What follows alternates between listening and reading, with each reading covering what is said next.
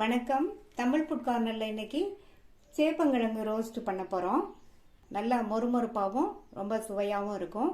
இது எல்லா வகை சாதத்துக்கும் சைட் டிஷ்ஷாக வச்சு சாப்பிட்றதுக்கு ரொம்ப நல்லாயிருக்கும். இப்போ எப்படி பண்ணுறதுன்னு பார்க்கலாம். 1/2 கிலோ சேப்பங்கிழங்கு எடுத்திருக்கேன். சேப்பங்கிழங்குல மண் இருக்கும், அதனால் 2-3 தடவை வாஷ் பண்ணிக்கணும். நான் இப்போ இதை 2-3 தடவை வாஷ் பண்ணி வச்சுருக்கேன். இதை குக்கரில் சேர்த்துட்டு கிழங்கு முங்குற அளவுக்கு தண்ணி சேர்த்துக்கணும்.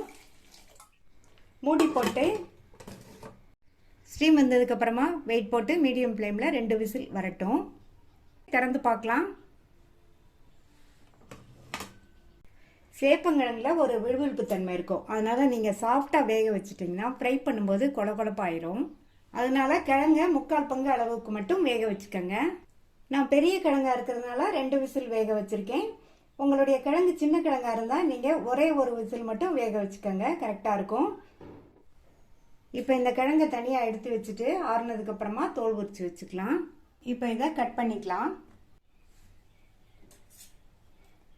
ரொம்ப சின்னதாகவும் இல்லாமல் ரொம்ப பெருசாகவும் இல்லாமல் மீடியம் சைஸ்க்கு இந்த மாதிரி ரவுண்ட் ரவுண்டாக கட் பண்ணிக்கணும்.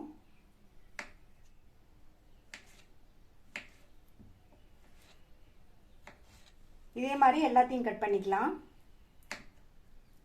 இந்த திக்னஸ்க்கு கட் பண்ணிக்கங்க.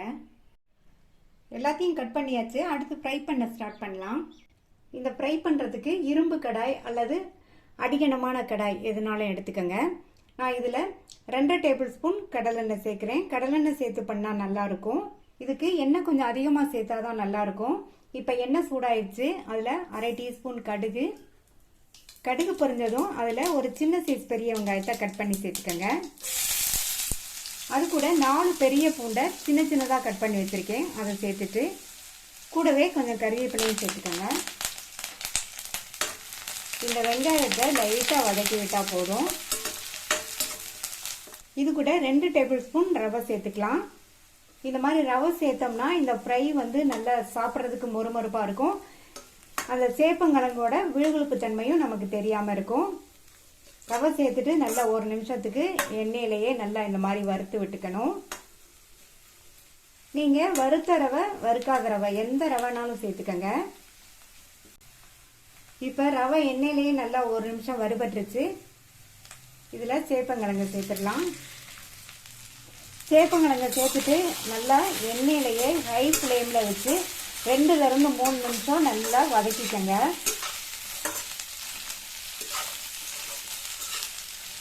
2-3 நிமிஷத்துக்கு நம்ம வதக்கி விட்டோம்னா சேப்பங்கிழங்கு இன்னுமே நல்லா வெந்து வரும். அப்போ வந்து 3/4 பங்கு அளவுக்கு தான் வெந்திருந்தது. நல்லா ஒட்டாமையும் வருகி இருக்கு பாருங்க.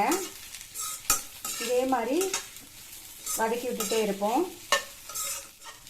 ஹை ஃப்ளேம்லேயே வச்சு வதக்கி கிழங்கு நல்லா மொறுன்னு ஆல்மோஸ்ட் வெந்துருச்சு. அடுத்து இது கூட 1/4 டீஸ்பூன் மஞ்சள் தூள், 3 டீஸ்பூன் தனி மிளகாத்தூள். மிளகாத்தூளை இந்த மாதிரி பரவலாக சேர்த்துக்கங்க. 1/2 டீஸ்பூன் கரம் மசால் தூள். இதுக்கு தேவையான அளவு உப்பை இந்த மாதிரி பரவலாக சேர்த்துக்கணும்.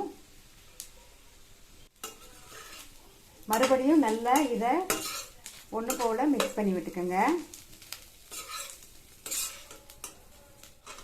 சேர்த்த மசாலாலாம் எல்லா கிழங்கு பீஸ்லையும் நல்லா கோட்டாயிடுச்சு. இப்போ ஸ்டவ்வை சிம்மில் வச்சுட்டு மூடி வச்சிருங்க. இந்த கிழங்கு வந்து நல்லா ரோஸ்ட் ஆகி வரட்டும். அப்பப்போ மட்டும் ஓப்பன் பண்ணி கிளறி கொடுத்துட்டே இருங்க. இப்போ 7 நிமிஷம் கிட்ட ஆச்சு. திறந்து பார்க்கலாம். சேப்பங்கிழங்கு நல்லா மொறுன்னு ஃப்ரை ஆயிடுச்சு. நீங்கள் இதே மெத்தடில் செஞ்சு கொடுத்தீங்கன்னா எவ்வளவு செஞ்சாலும் காலி ஆயிரும். அந்த அளவுக்கு டேஸ்ட் நல்லாயிருக்கும். சுவையான மொறுமொறுப்பான சேப்பங்கிழங்கு ரோஸ்ட் ரெடி ஆயிடுச்சு. நீங்களும் இதை ட்ரை பண்ணி பார்த்துட்டு உங்கள் கமெண்ட்ஸை சொல்லுங்கள். தேங்க்யூ.